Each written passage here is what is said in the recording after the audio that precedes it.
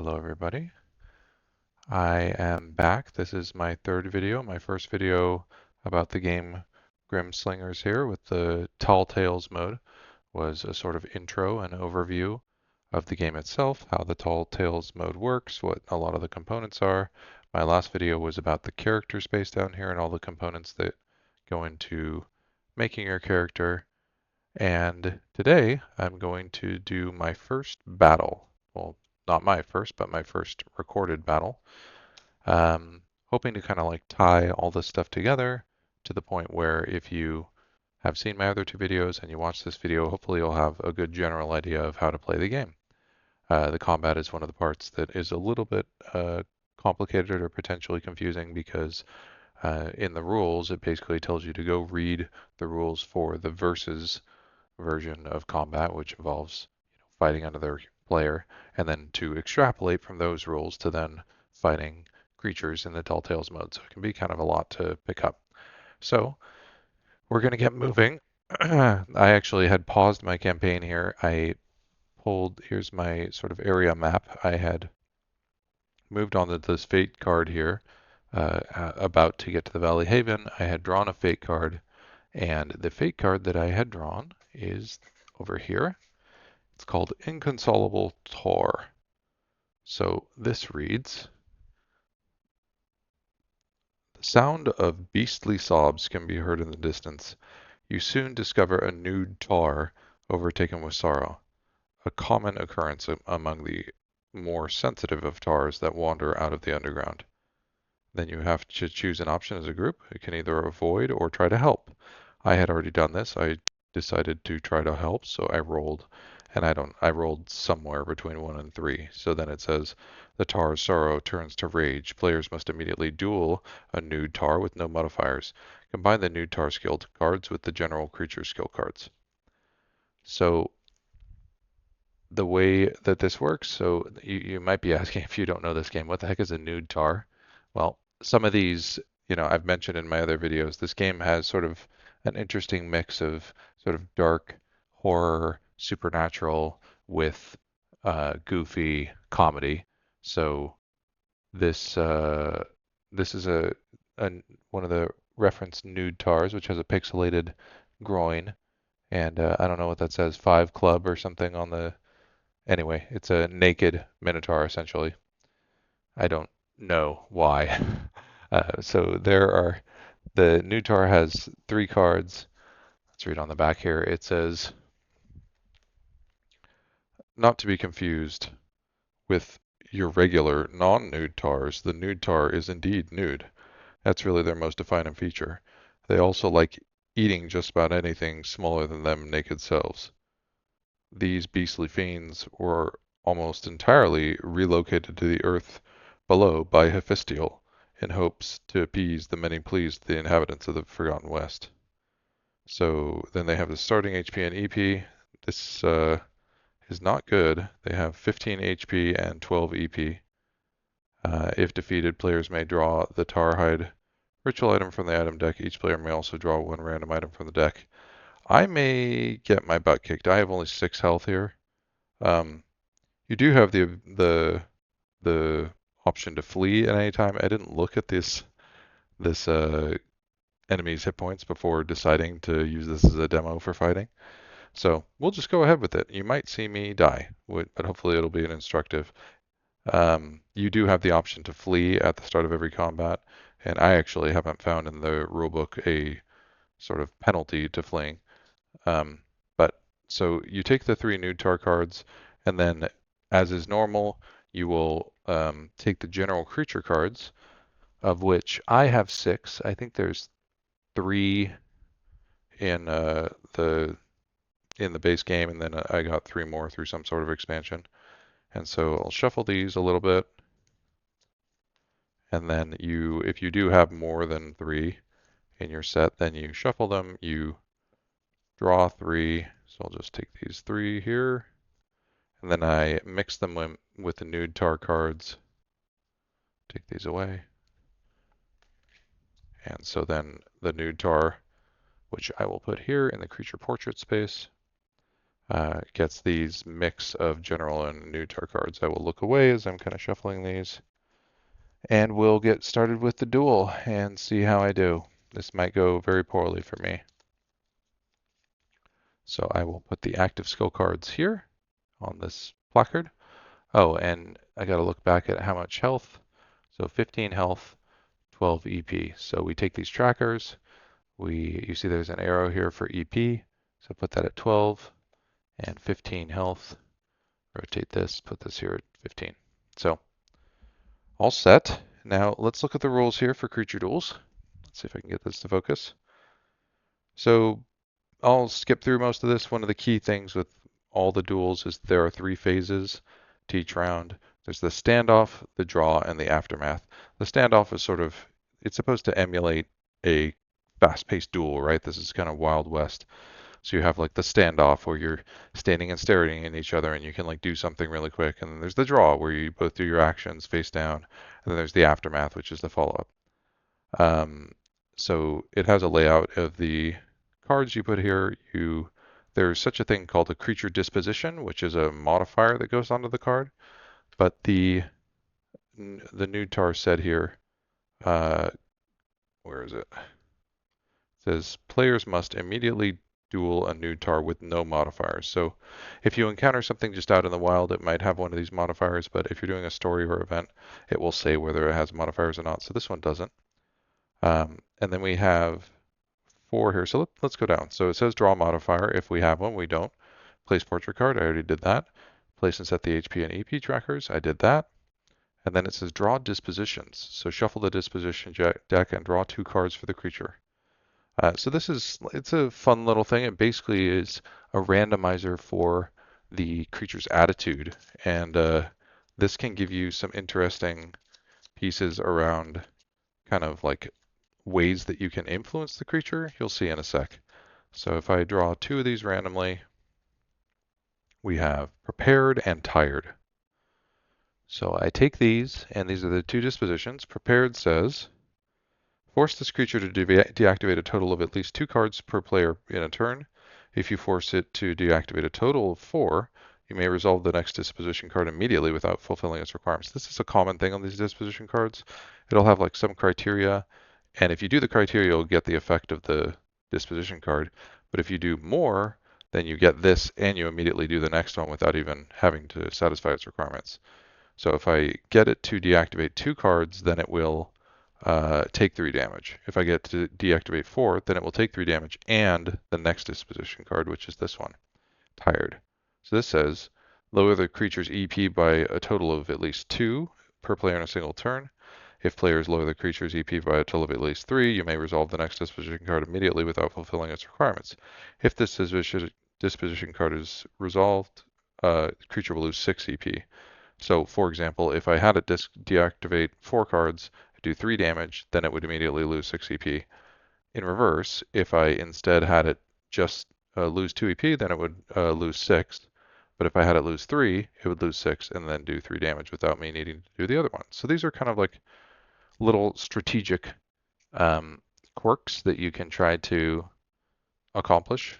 I might need everything I can get with this guy. So those are the dispositions, and then it says create and place the creature deck. So I already did that part. Then during the draw phase, we will place creature cards in the active area, which is right here in the discard pile, and then the deactivated cards go here. It's just like a player placard. So my goal is to take it to 0 health. It's trying to kill me. Whenever there's something about like first player, generally speaking in combat, when you have cards that go off at the same time, the first player card takes effect first and then the next, etc. So when you're fighting a creature, they are always considered the first player, so they will go off, they will get to go first. And then, it's basically saying that I just have to do stuff for the creature if it says the creature needs to do something. So we can begin the first turn here. So the creature always goes first. So the standoff, it's pretty straightforward with the creature. It'll either reload if it needs to. So essentially, if it's out of cards, it'll do a reload action. And if we get there, I'll say how it works. But basically, they spend the EP to get back cards. And if they can't reload and their cards are all gone, then they'll pass. So really, they do nothing most of the time unless they need to reload. Then it turns to me, and I can do my standoff actions. I can sacrifice HP for EP. I can play a standoff action card. I can use any of my anima abilities. I hinted at a lot of these in the past in the character video. So if you didn't see that, you might want to go watch that first before this one.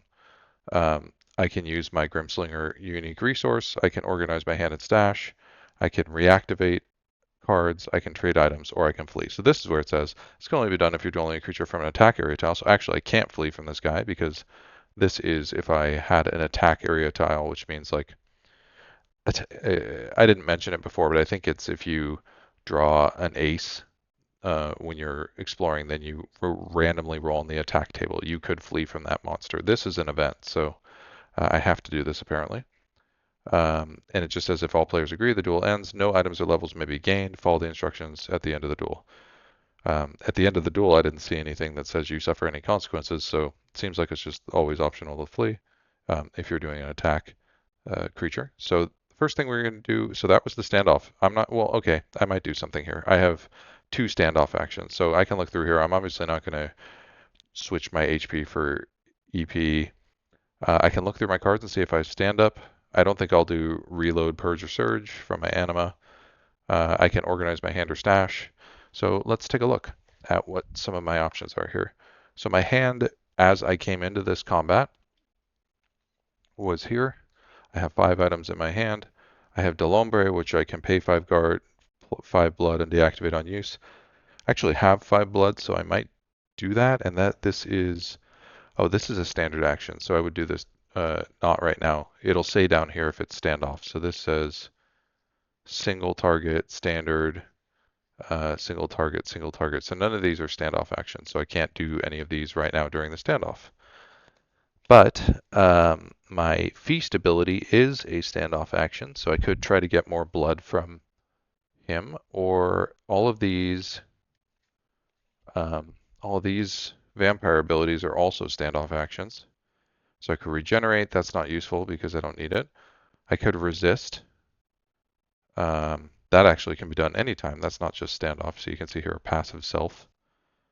This one is standoff, which says blood rage. For every 3 blood, I can gain +1 NV to any card I play this turn, and also get -1 damage. That might be useful. Yeah, maybe I'll do that. So this would be one action, and then I could potentially swap stuff around. I can also do this vampiric speed. Okay, let's see what's in my stash, because I can also use an action to swap something onto my stash. So I have this gun, which says target takes 1 damage, can be combined with an element spell, in which case the RN of this will be used. So this basically just does a damage, and then I deactivate it on use. This might be good. So how about that? Just to demonstrate a little bit, I will take my hand here. Where's my hand? What did I do with my hand? Down here. So as an action, I can swap stuff from my hand to my discard or my stash. So these all do pretty good damage. This one deactivates 3 active cards, and I think I remember if he deactivates 3 cards, actually if he deactivates 4 cards, yeah, I'll do 3 damage if I get him to deactivate. So this one might be good actually. Wind. What do I want to take out of my hand for the moment? Maybe takes 3 damage but gains 1 EP. I don't think I'll need EP right now, so maybe I'll take water out of my hand. And I actually am probably going to be low on blood, so I'll also take Delombre out of my hand because that takes 5 blood. So I'm putting these in my stash, and then I am going to bring in this discarded artifact and the gun into my hand. I'll leave this treasure map in my stash. So that was one of my standoff actions, to just pull items from my stash into my hand. Now I have these 5 items in my hand. And my other standoff action was to use my blood rage. So that says for every 3 blood you deduct, gain +1 NV and -1 damage, which I will probably need because I think this guy will do a lot of damage. So I'm going from 5 blood down to 2. So those are my 2 standoff actions. I went into a blood rage and I pulled out my gun and my artifact. So we now do the draw phase. And going back to the instructions here, so we're done with standoff. I did my 2 actions. Draw phase. A player must take the top card from the creature deck and place it face down on the played card in the creature space. So we're going to take this first nude tar thing, put it here face down. So we don't know what it's going to do. We do get to know what you can eventually kind of like learn some as you fight things more. Like he'll have 3 nude tar cards, so you know what they are, and there's a little bit of randomness in the 6 generic cards, so you have some predictability of what it's like to do by seeing the next card.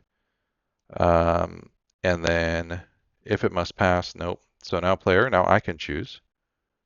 Can combine cards will let you to play more than 1 action card.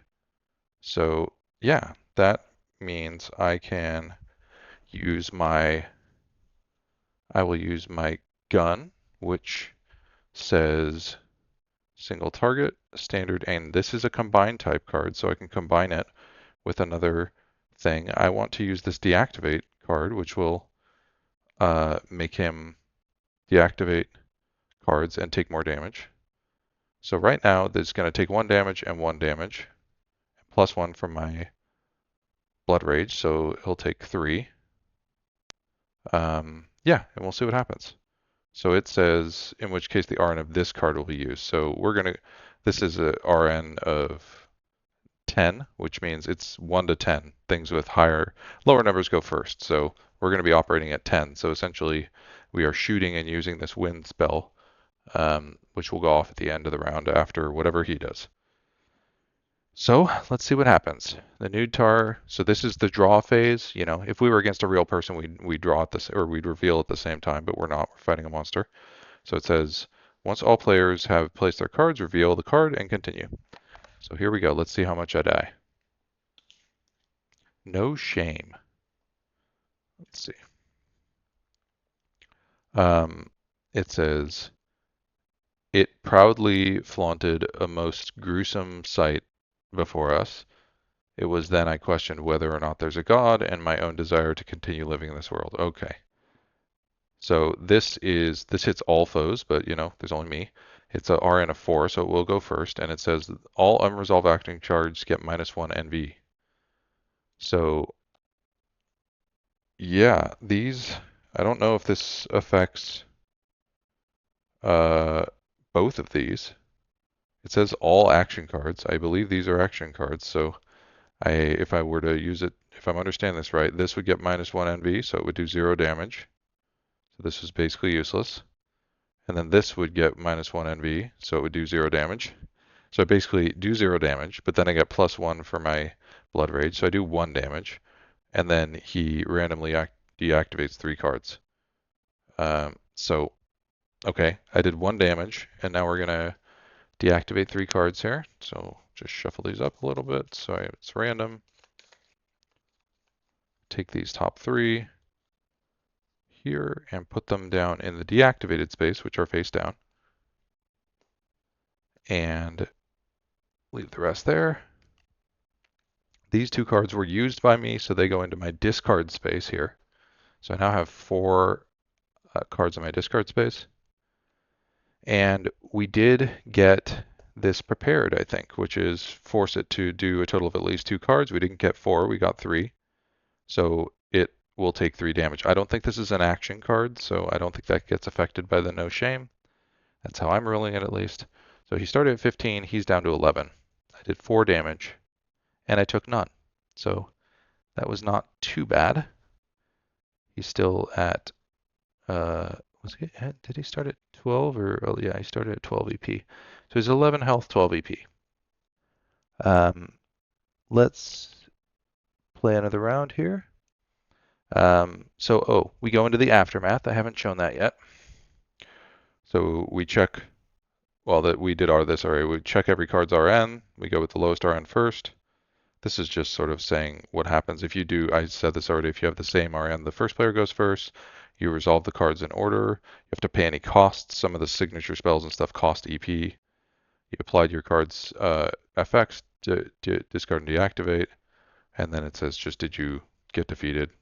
Otherwise, did you surge? No. So did I fulfill a disposition? I did that already. Resolve the effects, then start a new turn. So that is a full turn. We can keep going. I won't. This guy has a lot of hit points, so I don't know how quickly I'll kill him, but I'll see how far I can get.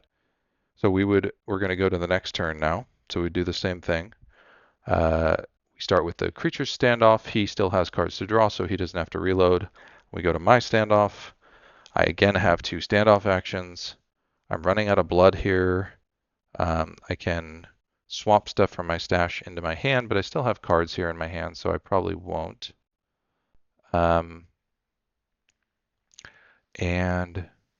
yeah, I'm realizing this artifact is sort of dumb. It just says throw it at your target for 1 damage, and it will get discarded. So I'm gonna pull a mulligan on that. That doesn't make any sense to have pulled that in. I will leave one of my spells in my hand. I thought that actually did something cool.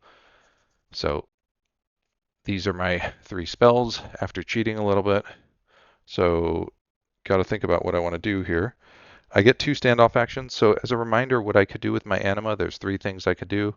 I could that are standoff actions, and I can only do 1 of them per standoff. One is I could reload to put 4 discarded cards back in my hand. So I could do that, although I can't go over 5, so that would not be that useful. I can purge to discard up to 2 spells for EP. I don't need EP right now. Or I can surge to do +1 damage. This is really, I mean, this is really like if you want to do the final hit or something like that. I mean, it costs 3. You have to deactivate 3 spells to do it, so it's kind of a last ditch thing. So I will not do any of that. Let's play a little bit more conservative here. First, so I don't have anything useful to do with my standoff, so I will do my feast, which says during the standoff phase, you may flip this card over and resolve feast for 2 standoff actions. So I'm going to use my whole standoff to do feast.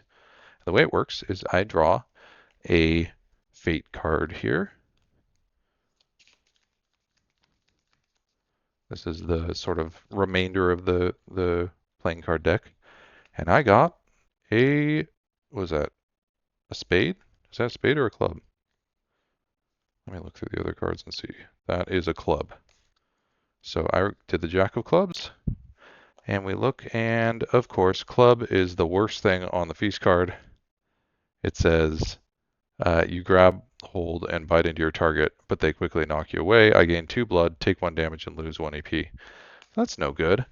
So I'm down to 4 EP, and I'm down to 5 health. But I get 2 blood. I was at 2, so I go up to 4. All right, so now I got to decide which spell I want to use. So I can get stuff for making him lose EP. If I make him lose 2 EP, I don't have anything that makes him lose 2 EP. I can make him take 2 damage and get 2 health. I can make him take 2 damage and get 2 EP. Maybe I'll do this one. Takes 3 damage but gains 1 EP. I don't care about his EP at the moment. So I just want to do as much damage as possible. So I will do lightning and see what happens. So I chose lightning. We reveal his next card, which is a general creature card. And that is flee. Oh, please flee. So it says, look like they'd almost had enough of us, but we weren't quite sure if we'd had enough of them.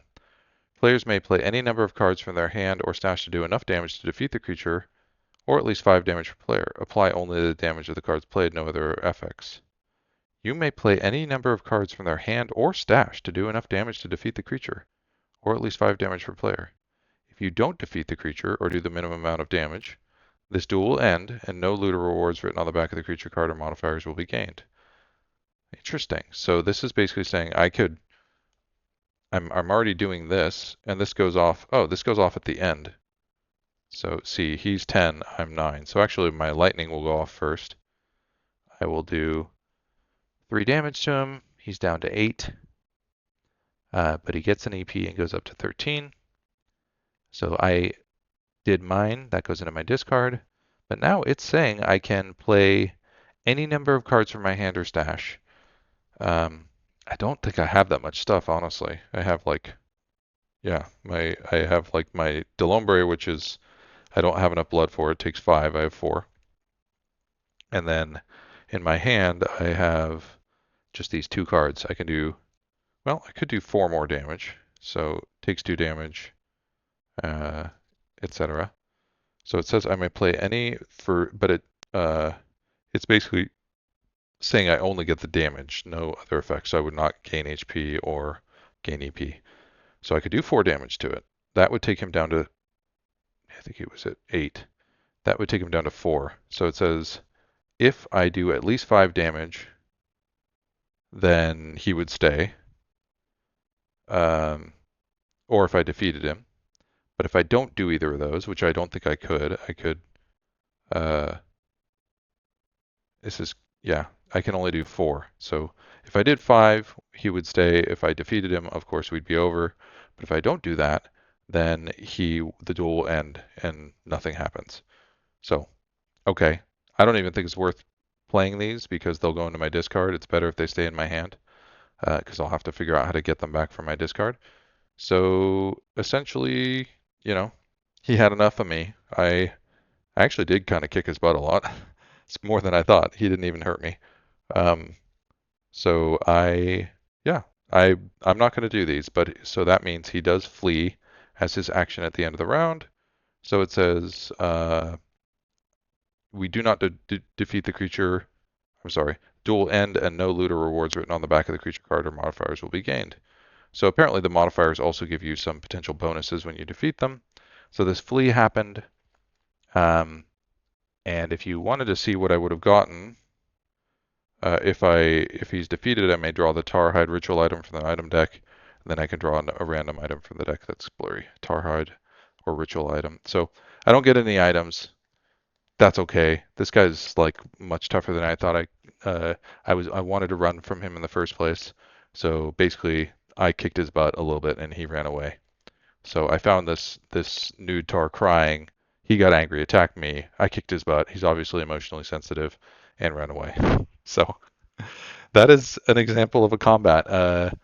Actually did pretty well. I think I didn't end up taking that much damage. You got to see a good mix of different stuff, standoff abilities, my feast ability, different things like that. But essentially that's combat. You would play through. I didn't, of course, show if the enemy needed to reload or do anything like that. We didn't get that far. I didn't reload, but I did explain how those worked. So yeah, I think that's hopefully a good overview of combat, and maybe I'll stop right here. Leave a comment or let me know if there's anything else you want me to cover between my 3 videos, but I think hopefully with this orientation of how to move around the map, do little story events, pull cards, how the character works, and this demo of combat, you'll have some general idea how to play Tall Tales. Hopefully this has been helpful, and I will see you all later.